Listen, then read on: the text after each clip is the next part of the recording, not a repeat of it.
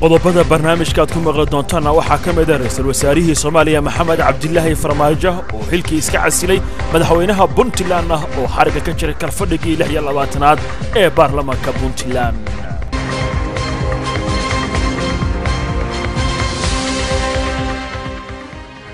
toddobaadkan waxaa isku casilay magaalada Muqdisho kadib cadaadis caalami ah ra'iisul wasaarihii dawladda ku-meel gaarka ee Soomaaliya Maxamed Cabdilaahi Farmaajo waxaana iscasilaadiisaasi uu ku dhawaaqay shirka dhacay xarunta madaxtooyada. haddaba kulankaasi qodbadihi ay ka jeediyeen Maxamed Cabdilaahi Farmaajo, Sheekh Shariif Sheekh Axmed iyo ra'iisul wasaaraha ku-meel gaarka ee la magacaabay Cabdiwali Cali Gaas. waxaan ku horeynaynaa madaxweynaha dawladda ku-meel gaarka ee Soomaaliya Shariif Sheekh Axmed.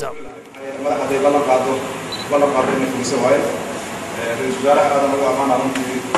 شغلة في عام وقتي سيدة في عام درين شعب الصومالي ومسكحة السبقية من الشغل صعب وحنا معنا رئيس الوزراء السيور صار صعب طالبة فريها السعودي موضوع الخلافه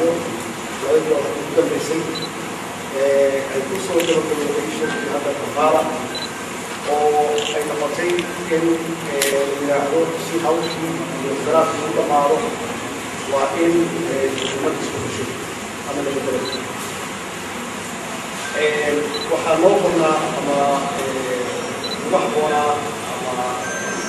نحضر على مثلا الله الدور إن الاختلاف السماوي دي يعني مدينة صوت عفريقية هو السودان وعندنا المدة الصومالية الكثيرين اليوم إن عندنا قصة الساحة الصومالية قصة بيرلو وهي تنازل لإلا في الشعب الصومالي تنح الشعب الصومالي هذا عالم الصومالي ويبقى روحي حي أيام خلاف تمامي الحمد لله إنه خيارات الشيء كهم يقدرهم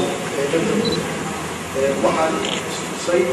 إن أن خمسة كاس المجلو أما المجلو أو إن نوضع يتنازل إن نوضع يدرع مصنع إلا له مريض محمد هذا الشخص اللي إن درع له مريض وهو بعض خاصة كيرزة إن سكر فاشل مصنع إليه وقاعدة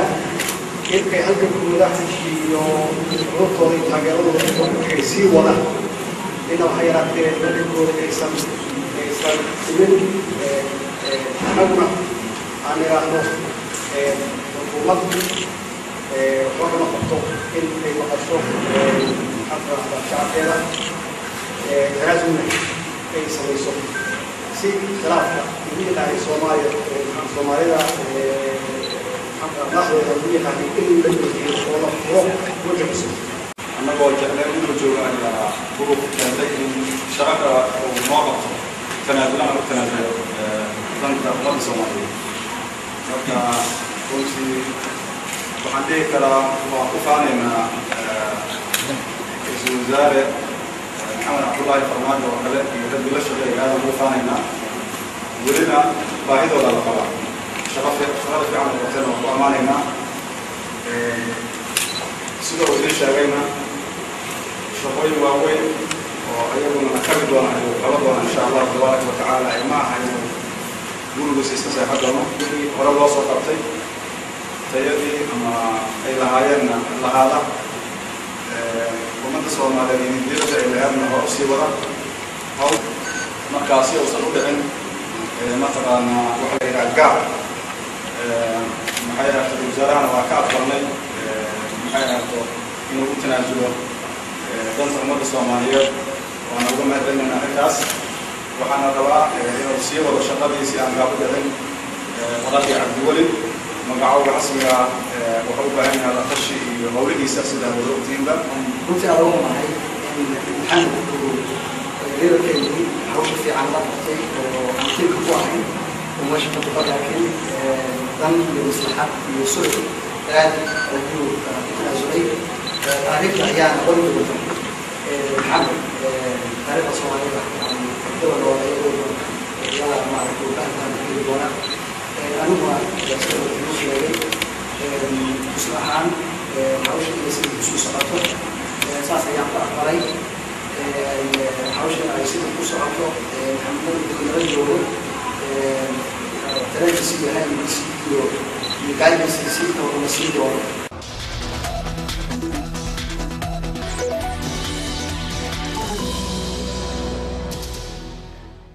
madaxweynaha Puntland ayaa xariga ka jiray kalfadhigii 26aad ee baarlamaanka Puntland markani waxaa magaalada Garowe ka soo tubiyay wariyahayaga Yusuf Maxamed Maxamuud Yusuf Yare. xildhibaano gaaraya 51 mudane ayaa maanta soo xaadiray furitaanka kalfadhiga golaha wakiilada Puntland iyadoona si rasmi ah xariga uga jiray madaxweynaha dawladda Puntland Dr. Cabdiraxmaan Maxamed Maxamuud Faroole kaasi oo xariga ka jiray dhismo cusub oo ka kooban 11 xafiis gacan ay ka geysatay hay'adda Aweba sida uu golaha hortiisa ka sheegay gudoomiyaha baarlamaanka Puntland mudane Cabdirashiid Maxamed Xirsi kana warbixiyay ajandaha kalfadhiga 26aad. madaxweyne waxaan diyaarinay ajenda horudhaca oo la ajendaha horudhaca ah waxa lagu wargeliyaa madaxweynaha si kalfadhiga loogu diyaariyo waxyaalaha ay doonayaan inay wax ka qabtaan xubnaha golaha wakiiladana waa lagu wargeliyaa si xubin waliba meesha ay joogto ay ula socdo inta badan kalfadhigan waxa loogu yeerayo ay qabanayso. alxamdulillaah maanta meel baarlamaanku ku shaqeeyo oo guddi walba xafiis u gaara inkastoo wax naga dhidhiman yihiin ayaa maanta insha Allah diyaar noo ah. xafiisyadaas mudane madaxweyne waxaa ku baxay dhaqaale gaaraya 85,000 oo dollar taasoo u kala baxday 47,000 lacagtii tartamayaashii musharaxiintii haddii alla idmo lacagtii laga qaaday 47 ay ahayd 35,000 waxaa noogu deeqay hay'adda Aweba oo dhismahay gashay lacagtaa isu geyn 82,000 oo dollar weeye. kontraktiga aan galay waxaa madaxweyne halka baaqi nooga ah 3,000 oo dollar. kalfadhiga ayaa maanta ka furmay hoolka aqalka baarlamaanka Puntland waxaana si aad loo adkeeyay ammaanka iyadoona ay ka soo qayb galeen xubno ka mid ah golaha wasiirada saraakiisha ciidamada iyo marti sharaf kale oo lagu casumay. madaxweynaha dawladda Puntland Dr. Cabdiraxmaan Maxamed Maxamuud Faroole oo si rasmi ah u furay kalfadhiga 26aad ayaa ka soo jeediyay halkaasi khudbad dheer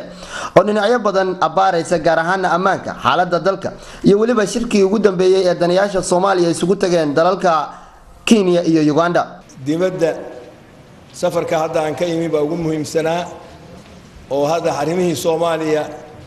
ay gacanta Soomaalidana dib ugu soo noqdeen oo wax la yiraahdo Somali stakeholders awal hadii dhowr nin oo magaca dawladda ku meel gaarka ah ay kaligood meelaha la tagtagi jireen markan ay noqotay taladeeda in loo dhamaado mar hadii muddadoodii ay soo dhamaatay adduunyada kalena oo dhan ay danaynayso shirar aan kaga qayb galay dibadda weyna ka xog bixinaya. waxaan kaloo inay ka xog bixinayaa wixii gudaha ka jira amni darrada qaarkeed amniga guud markii laga hadlo waa wanaagsan yahay laakiin amniga magaalooyinka oo dilalka qorshaysan oo siyaasadaysan oo argagixisada caalamiga ah ay la beegsato iyadana kolley waxbaan ka oran doonaa. ciidamada oo hadda ku hawlan amniga gaar ahaan meelaha wax ka jiraan oo buurtaas awal markii hore codka laga saaray dabadeedna habeen ay gaadmo ku sameeyeen ciidan meesha looga tegay oo ka tirsanaa deegaanka ciidan yar oo xagga dawladda ah oo marmar hadba uu tago oo helyeela kadis lagu sameeyay 11 Abriil iyo hadda ciidankeenii oo meesha buurta iyo dhinacyadeedii jooga cadowga dib ugu soo noqday waa goorteedii kale hore oo kale ahayd iyadana waxba inay ka oran doonaa. guud ahaan hawlahayna hor yaalla oo ayna ka saaran xilka dalkeena guud ahaan Puntland guud ahaan Soomaaliya gaar ahaan Puntland iyadana waxba inay ka oran doonaa sidii loo wada shaqeyn lahaa sidii amniga loo sugi lahaa inta waxbaan iska oran doonaa hoosna way isugu dhigi doonaa markii meediyada aan inta ay la wadaagsanayso oo dadweynaha loo gudbinayo ay sheego.